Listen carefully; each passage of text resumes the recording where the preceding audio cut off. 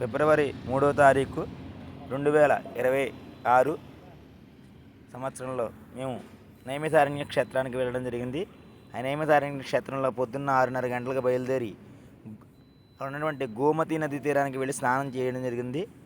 అనంతరం అక్కడ దగ్గరలో ఉన్నటువంటి చక్రతీర్థంలో కూడా స్నానం చేసి నైమిసారణ్య క్షేత్రంలో శ్రీ రమాసహిత వీర వెంకట సత్యనారాయణ స్వామి వారి యొక్క వ్రతాన్ని ఆచరించడం జరిగింది. సంకల్పపూర్వకంగా గోమతి నది తీరంలో స్నానం చేయడం జరిగింది. అక్కడ ఉన్నటువంటి సుందర దృశ్యాలు, ఉన్నటువంటి పడవ, దేవాలయాలు చూడండి. నైమిసారణ్యంలో గోమతి నది తీరంలో ఉన్నటువంటి దేవాలయాలు అండ్ బోటు షికారు కోసం ఏర్పాటు చేయబడినటువంటి బోటు, అలాగే చక్రతీర్థానికి వెళుతున్నాం మనం ఇప్పుడు. చక్రతీర్థంలో రావి చెట్టు, పెద్ద రావి చెట్టు ఉన్నాయి. ఎక్కడ పడితే అక్కడ వేదికలు ఉన్నాయి. అక్కడ పండితోత్తములు సంకల్పపూర్వకంగా చక్రతీర్థంలో స్నానం చేయడం కోసం వేదికల మీద కూర్చుని సిద్ధంగా ఉన్నారు.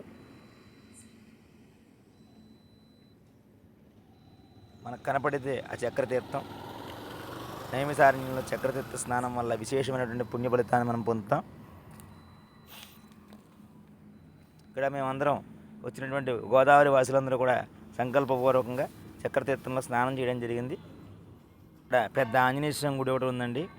ఆంజనేయ స్వామి దేవాలయాన్ని సందర్శించాం. లోపల ఆంజనేయ స్వామి గుడి, అలాగే పంచపాండవుల యొక్క దేవాలయాలు ఉన్నాయి. ఇక్కడ హోమశాల కూడా కనపడుతుంది. ఇక్కడైతే కోతులు ఎక్కువగా ఉన్నాయి. అవి చెట్ల పైన చెట్లు కొరుకుతూ ఉన్నాయి. అధిక సంఖ్యలో కోతులు ఇక్కడ మేము పొద్దున్నే చూడడం జరిగింది. ప్రకృతి వాతావరణం అంతా ప్రశాంతమైనటువంటి నిజంగా అరణ్యాన్ని తలపిస్తూ చక్కగా ప్రశాంతమైన వాతావరణం కనపడింది ఉదయం పూట మాకు. అక్కడ చూడండి, ఎక్కడ చూసినా వానరాలే కనపడుతున్నాయి మన కంటికి. చలికి ఉణికిపోతూ 3 వానరాలు దగ్గరగా కూర్చున్నాయి. అలాగే నైమిసారణ్యంలో వ్యాస గద్దె ఉంది. అక్కడ వ్యాసుడు అష్టాదశ పురాణాలు రచించారని చెప్పి శాస్త్ర పురాణం. ఇక్కడ ఇది కనపడితే వ్యాస గద్దె. లోపల మనం వీడియో తీయడానికి అవకాశం లేదు, అంటే బయట నుంచి క్లోజప్లో చూపించడం జరుగుతుంది. ఇక్కడ 99 సంవత్సరాల గల బరి చెట్టు ఒకటి ఉందండి ఇక్కడ. అలాగే ఇక్కడ ఉపాలయాలు కూడా ఉన్నాయి. మేమందరం దీనికి పొద్దున్న ఉదయం 6:30 గంటలకు షేర్ ఆటో మీద వెళ్ళడం జరిగిందండి. మనిషికి వచ్చి 150 రూపాయలు చొప్పున తీసుకోవడం జరిగింది.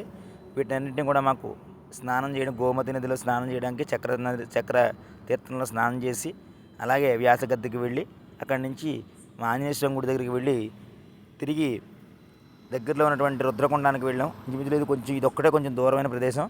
ఇక్కడ వెళ్ళేటప్పుడు ప్రకృతిలో ఎంత ఆహ్లాదంగా కనపడేటువంటి ఆవాల చెట్లకు పూసినటువంటి పూలు ఎంత ఆనందాన్ని కలిగించాయి. అలాగే రుద్రకొండం విశేషత ఏమిటంటే, ప్రవహించే నది దగ్గర నీటికి జలగర్భంలో శివలింగం ఉంటుంది. దానికి ఎదురుగా నందీశ్వరుడు ఉంటాడు. ఇక్కడికి వచ్చిన భక్తులందరూ కూడా మారేడు దళాలు, ఫలాలు తీసుకుని వెళ్ళి స్వామికి జలగర్భంలో ఉన్నటువంటి ఈశ్వరుడికి సమర్పించడం ద్వారా ఆ మారేడు దళాలు నీటిలో మునిగిపోతాయి. అలాగే తెచ్చిన ఫలాలన్నీ కూడా నీటిలో తేలిపోకుండా నీటిలో ములుగుతాయండి. ఇక్కడ ఈ రుద్రకొండానికి ఉన్నటువంటి విశేషత. తెల్లగా కనపడుతూ నందీశ్వరుడు మనకు దర్శనమిస్తున్నాడు.